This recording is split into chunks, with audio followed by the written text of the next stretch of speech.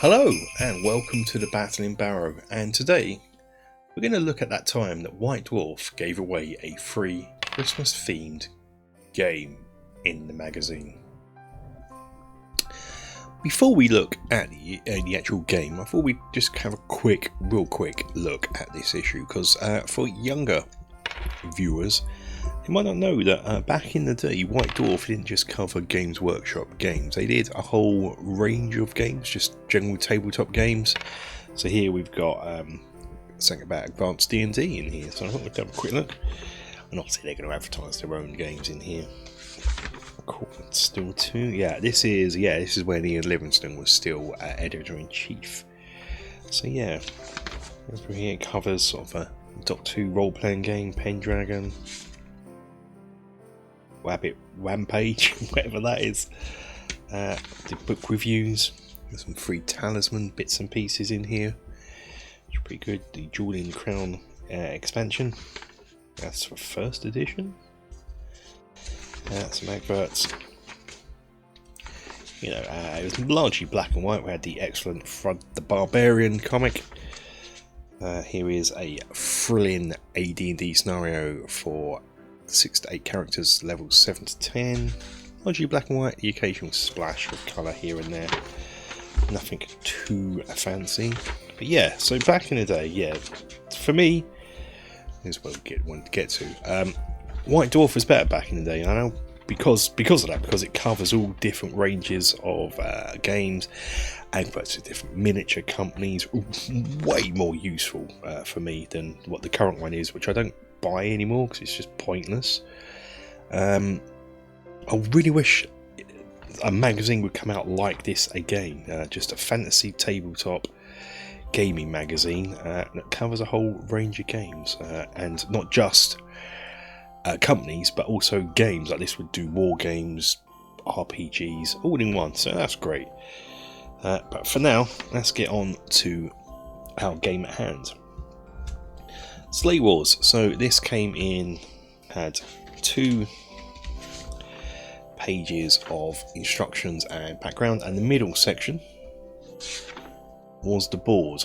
Now, before you get it, had a splash of colour again, green and red, very festive. But these have significance is in the rules of this obstacle level here. This green here is the lowest level. This green here, this dark green, is the next one up. This red here is the next one up again, and this red of the roofs is the highest one. And we also have 4 character sheets, as it were, and some tokens that we'd print out. Count. These are really small from my poor eyes. I dare say, back in 1985 when I was a wee lad, not a problem seeing that. Now I'm a middle-aged lad. Bit difficult.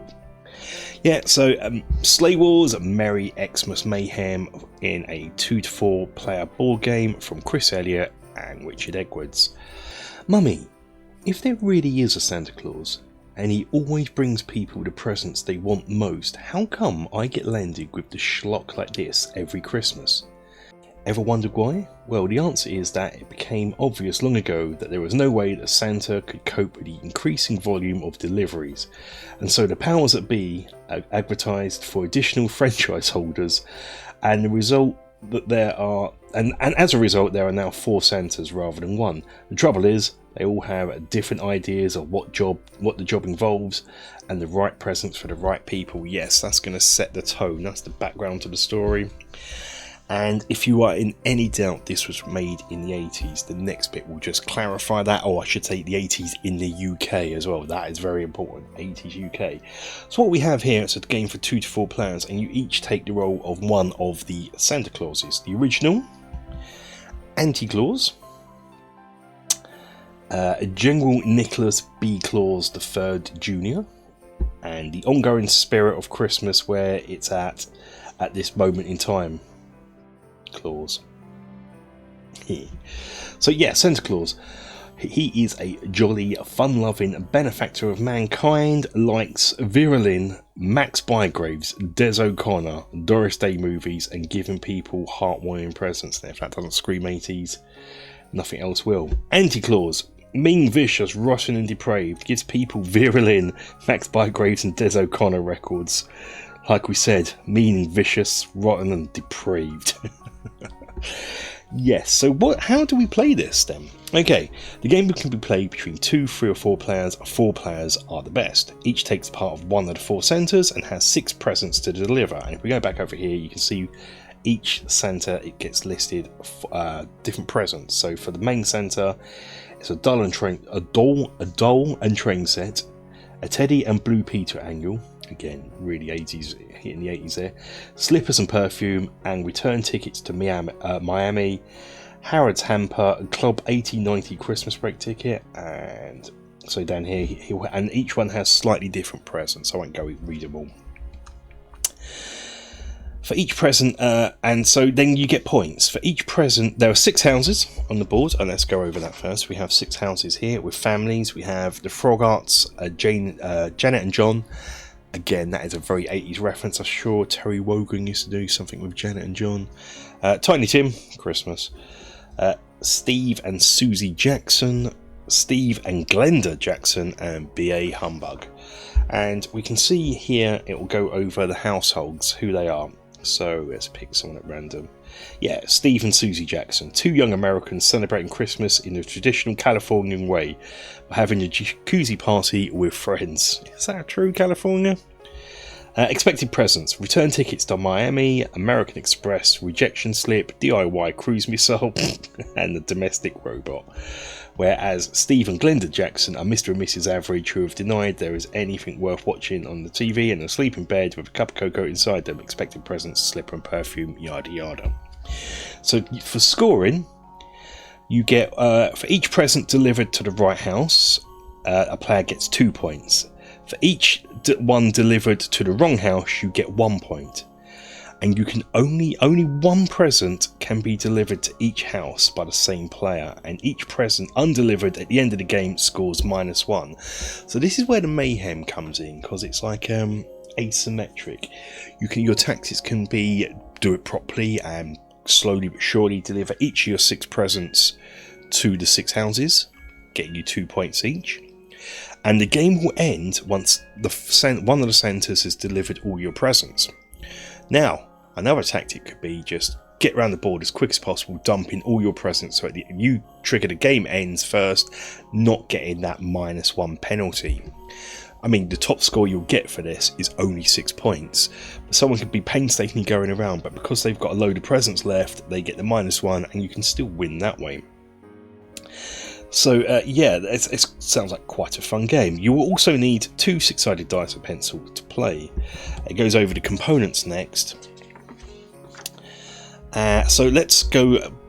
It goes over the rules here, and then setting up the game down here. Let's start with setting up the game.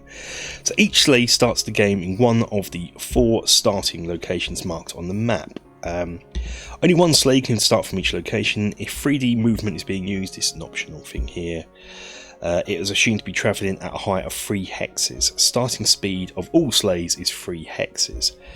Let's go over the rules now of the game. So the game is played in a series of turns. Each turn there is a movement segment and a combat segment. Movement and combat are explained below. Players always move in order, rolling the dice to see who moves first. Play proceeds clockwise, but combat is treated as simultaneous. Each player moves once per turn. A movement has 3 phases: acceleration, moving and braking, and a player may either accelerate or brake in a single turn, but not both. The distance a player can move their sleigh in a single turn depends on the speed that it's doing at the time. A sleigh travelling at a speed of 3 can move 3 hexes on the board.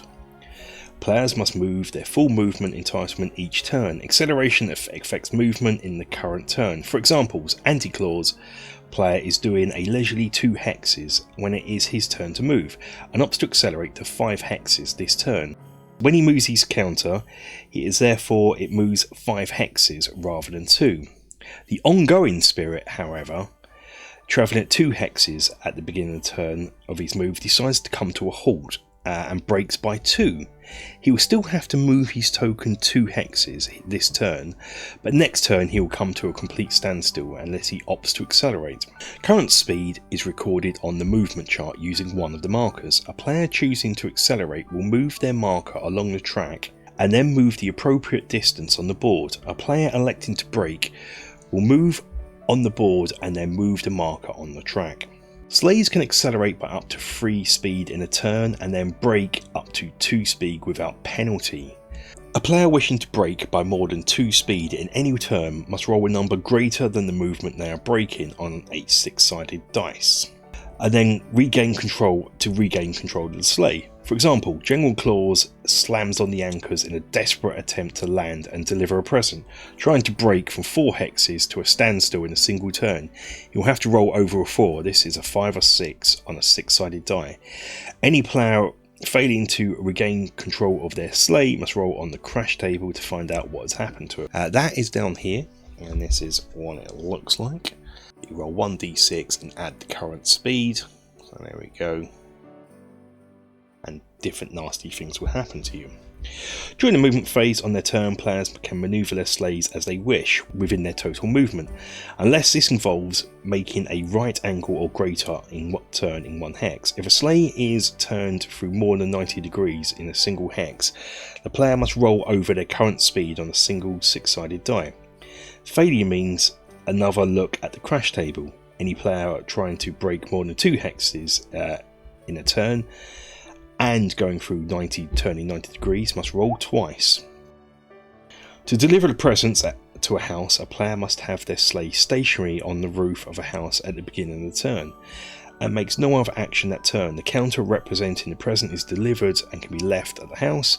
Delivering a present is treated as taking place instead of the combat segment of the turn. So already this game has a nice bit of complexity for a free game, but there is an optional rule for 3D movement. So, to make the game more realistic question mark, the movement chart can be used to record the height of the sleighs. To do this, the player first works out their movement from that turn and must not wish to either accelerate or brake. They then choose the combination of forward and upward or downward movements they wish to make. For example, a move of 4 hexes can be up to 2 up and 2 along, 1 up, 3 along, or any other combination. When a player has decided how his movement will be made, the sleigh counter is moved on the board representing its forward movement, and the counter on the height track is moved to show the height of the sleigh. Each time the height or speed of the sleigh changes, the counters on the height and speed tracks are moved to record this. And so that's that. There's also more rules to crashing and things, but there's also weapons in this game. Yes, weapons. Our sleigh have weapons. We have a turkey cannon, a forward firing line of sight weapon, fires a 14-pound foil wrapped over oven ready turkey. There is an Xmas set, a self-targeting guided missile, only one available, does not require line of sight to be fired. There's lasers, as seen in Oxford Street and Star Wars, can be aimed at any target unless there is a solid object or snowstorm in the way. The brandy flamer, a rear-firing weapon that creates an all-altitude cloud of flaming brandy, non-vintage. The counter representing this remains on the board for a complete turn after it is fired, and affects any sleigh moving through it, counting as 1 to hit. The snowstormer, a rear-firing weapon that generates a snowstorm, acting as a barrier at all altitudes to lasers and line-of-sight weapons. The counter representing this remains on the board for 2 complete turns after it is fired. A snowstorm will cancel out a brandy flamer and vice versa. And last, there is a Christmas pudding mine. These can be dropped from a sleigh in flight. The counter representing them remains on the board until the mine explodes. It will do this if anything comes within 3 hexes in any direction, including up or down. So, and then it goes over the rules for targeting things, which is rolling 2d6 shots aimed at any visible target. And as with most Games Workshop things, you have a score to hit and total shots available. So, as a ammo count, the weapon, things like that. You can target the sleigh or the reindeer, and if you look at the sheet, the reindeer do have wounds on them. They sort of have 3 hearts there, and yeah, this actually sounds like an immensely fun game. Warning, the designers of this game cannot take into account any responsibility or the effect of plan it may have on your state of mind. The warning does not constitute a sanity clause. Because we all know there is no sanity clause.